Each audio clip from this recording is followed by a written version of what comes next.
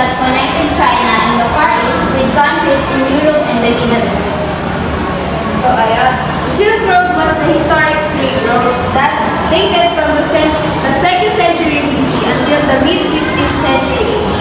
It stretched from Asia to the Mediterranean, traversing China, India, Persia, Arabia, Greece, and Italy. Roads used by traders more than 1,500 years. From when the Han Dynasty of China opened trade in 130 BCE until 1453 CE when the Ottoman Empire closed off trade with the West. Sabi dito, nag-start daw po ang Silk Road from China and ang nag-close po ng trade road na ito ay ang Ottoman Empire sa West. Sa West po siya nagdako. Ang ginagamit naman ng transportation nila during that time, use camel or horse caravans and stay in guest houses or each typical space 1 day's travel apart. Travelers along the Silk Road, maritime roads could stop at port for fresh drinking water and trade opportunities. Sabi po dito, hindi lang ang land roads ang meron during that Silk Road po. Meron din pandagat na pangkalakalan kung saan dito po sila magiging pagkalakalan ng fresh drinking water and other trade goods po. Ito naman po ang mga produkto na nabibilang sa kalakalan toward Europe naman. At andito po ang silk, glass products, paper, spices, apples, orange, and numerous food items. Ito naman po ang mga nabibilang sa kalakalan toward Asia. Cotton, wool, gold, silver, grapes, and numerous food items po. Bukod po sa goods, hindi lang ang mga product na ito yung nag-exist sa pagkipag-trade. Na-exchange din po yung religion, ideas, and disease. The Islamic faith spread throughout the Middle East and Africa as Muslim traders brought their trade with them on the Silk Road. Na-spread din daw po yung Islamic faith sa Middle East and Africa kasi po dala-dala po ng mga Muslim traders yung pagiging Islamic nila habang nakikipag-trade po sila sa Silk Road. Ayan. And even diseases din po, the bubonic plague, Black Death spread across Asia and into Europe in the 14th century along the major roads of the Silk Road. Ito naman pong bubonic plague, nag-exist po siya, ay kumalat siya during that 14th century. Nakukuha po yung sakit na to sa insect bites po. Nadala po ng mga traders dun sa Silk Road. And even philosophical ideas spread easily along the Silk Road and had a profound impact on later events such as the Renaissance.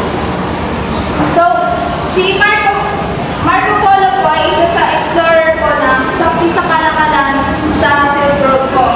In-explore niya po ang Silk Road during late 13th century. Originally from Venice, his journey to China was documented sa book po na The Travels of Marco Polo. Okay, dadako naman po tayo sa 16th century age of exploration o mas kilala siya bilang Age of Discovery. May tatlong tao ang naipapakita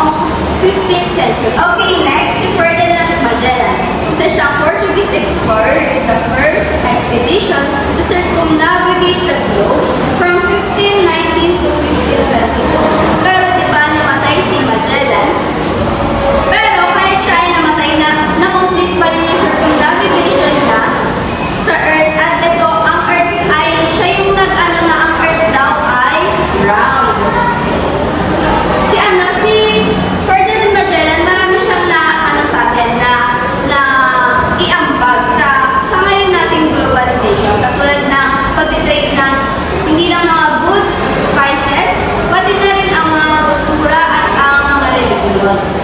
Okay naman next, si Vasco da Gama.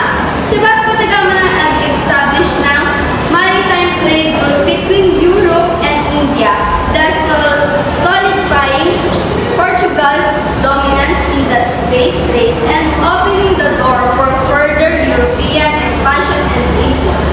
First European to reach the India by the sea.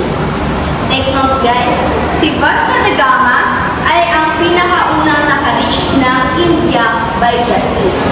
Okay, yung tatlong explorers na to ay sila ay ang mga unang nagpamalas ng pag-trade ng market integration sa ating mundo. Okay, sa panahon ng exploration, mas may papakita ang kahalagahan ng trade routes.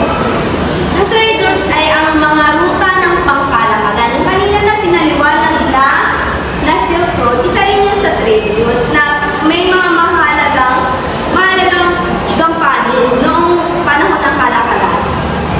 Ito ay ang pag-uugnay ng Europa, Asia at Africa sa pamamagitan ng mga ruta tulad nga ng Silk Road ay nagdudulot ng malaking pag-unlad ng ekonomiya, kultura at politika. Mas maikli at ligtas ang lugar kasi sa mga daan na katulad ng Silk Road at mga iba pang mga ruta na naikot nila. Nagbibigay daan din sa pagkalat ng relihiyon, teknolohiya at kaalaman na nagdudulot ng malalim na impluwensya sa mundo noon hanggang ngayon. Okay, dito rin natin sa Age of Exploration, makikilala ang mga malalaking teritoryo tinatawag na colonial empire. Mga malalaking teritoryo o lupain kontrolado ng isang bansa na impluwensyahan upang mamuno ang global na merkado. Ibig sabihin, yung halimbawa, itong malaking bansa na to, may mga maliliit pa siyang populasyon at yung malaking bansa na to, yun sa malaking bansa, dun sila mag-trade. Parang dun binababa yung mga ipagpapalit mga kalakal. Okay. Nagdudulot nga lang din ito ng pagsasamantala sa mas maliliit na populasyon dahil syempre ang mga tao dati hindi rin naman, meron din naman na mga tao na kanya-kanya. Okay. Sa susunod naman ay cultural exchange, paglalakbay na nagdulot ng masaganang palitan ng kalakal, ideya at kultura sa pagitan ng Europa, Asia, Africa at Amerika. Okay, at dito na papasok ang triangular trade. So, after ng 15th century, 7th centuries naman tayo, which is yung triangular trade. Pagkatapos. Triangular trade refers to historical trade pattern that involved three major regions, Europe, Africa, and the Americas during the 16th to 19th centuries. This trade system formed a triangular road for the exchange of goods, raw materials, and slaves. The trade network was driven by economic interests, colonial expansion, and the demand for labor in the emerging plantation economies. So, sa triangular trade naman is ito. So, meron tayong tatlong country, yung Europe, Africa, and America. Sa Europe naman, ang pinag-trade nila sa Africa is yung mga goods, like yung mga textiles, yung firearms, and other commodities to Africa, na makikinabang yung Africa. So, after ng Europe, dadako sila ng Africa. Ang pinapasa naman ng Africa sa America is yung mga slaves. Mga slaves. So, yung mga slaves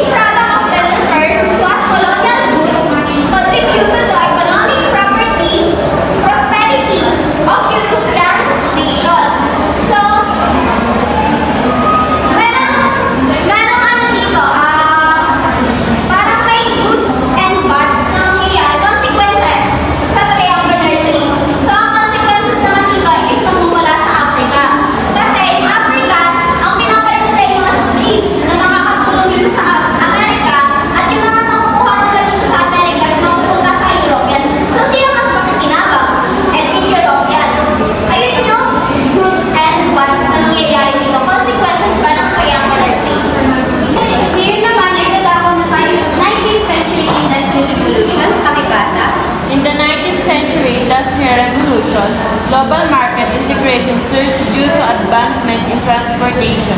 This facilitated the movement of goods and connected distant markets. Yun. In the 20th century, lahat ng trading ay nag-evolve na. Tulad ng nabanggit ay ang magamit na transportation na steamships and railways para sa trading natin, para sa mga inside and outside ng bansa kapag deliver na ating mga goods and services. After the 19th century, let's proceed to the 20th century or the world wars and globalization. This brings The 20th century was a period of immense global change, marked by two devastating world wars and the subsequent rise of globalization. These events had a profound impact on the political, social, and economic landscape of the world, and continue to influence the way we live today. so nabanggit doon yung world wars. So we all know the World War I and World War II, and it happened during the 20th century. So yung World War I and World War II is nag-away-away mga bansa. So what is the effects na nangyari sa world wars na World War I and World War II? Okay, Wendy? Mga nasira pa yung mga infrastructure. Okay, mga facilities din po. Tama. Aside from infrastructure and facilities, na sila yung mga establishments, mga bahay, mga businesses around the world. But the aftermath of these conflicts are made to promote the international cooperation and trade, leading to establishments of organizations such as United Nations, World Bank, and International Monetary Fund. We have this four organizations that established during the 20th century.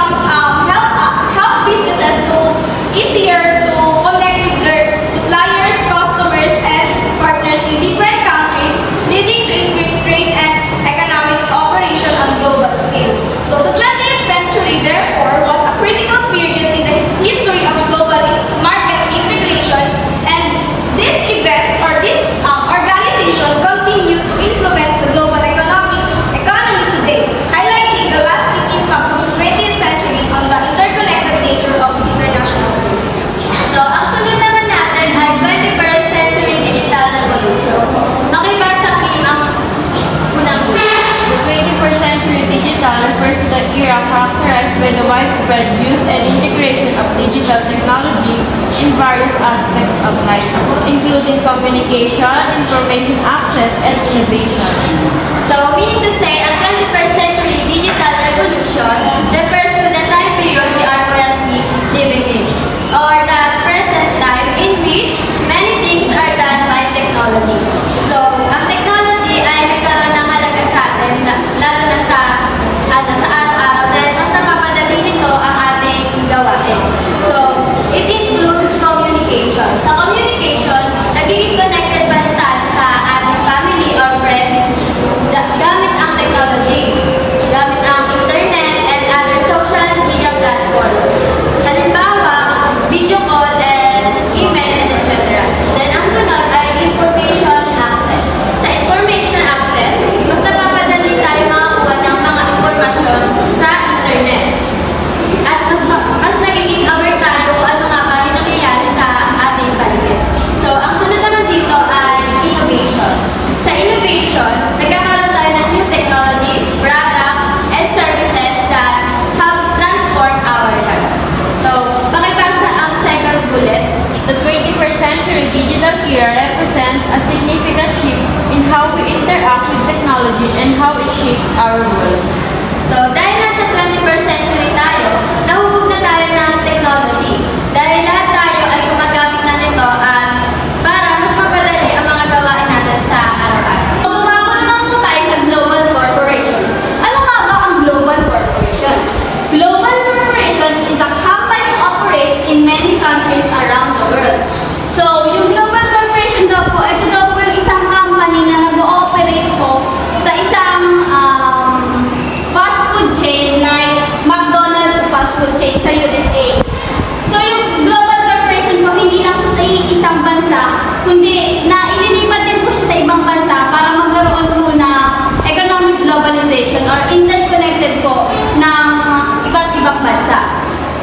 So, ang kahalagahan ng Global Corporation is nagkakaroon tayo ng global economic globalization, innovation, and magiging yung mga nagtatrabaho sa fast food chain ay nagkakaroon ng extra income at yung mga goods and services po ay ma-access na worldwide.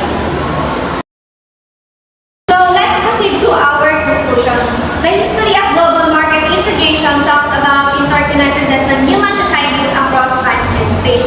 Dito, mapapansin natin sa history of global market integration yung evolution of human interaction, economic system, and yung interconnectedness ng iba't ibang bansa sa buong mundo. Makikita din natin na payabong yung global market integration from Silk Road 5000 BCE to 21st century, which is digital revolution. And makikita natin na continuous pa din yung pagbabago at magbabago pa sa paglipas ng panahon kasabay ng development ng global